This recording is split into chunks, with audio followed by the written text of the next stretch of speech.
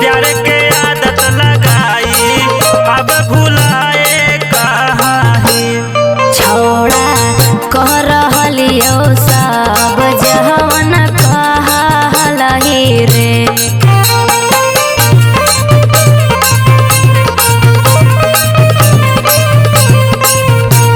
के छौड़ी प्यार के आदत लगाई अब भुलाए कहाही। छोड़ा कह रहलियो सब जवन कहलही रे।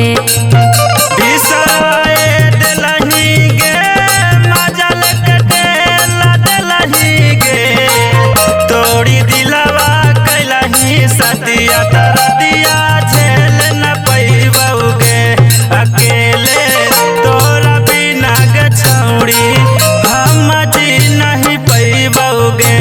कि तोरा हमारा बिना अकेले छोड़ा जिए पड़तौ रे।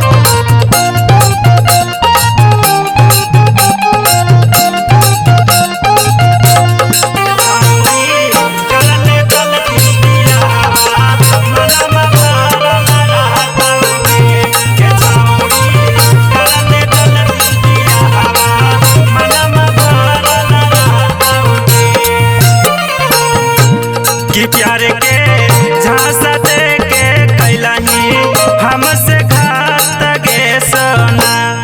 जब हलियो हम तोर नाही कैलियो रे माना।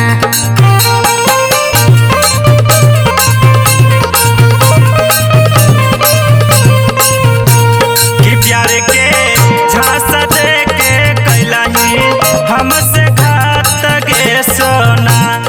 जब हलियो हम तोर नाही कैलियो रे माना। अब भुलाए गेलही गे हमारा जखम देलही गे तोड़ी दिलवा कैलही सतिया तरदिया झेल न पैबौगे अकेले तोरा बिना गे छौड़ी हम जी नहीं पैबौगे।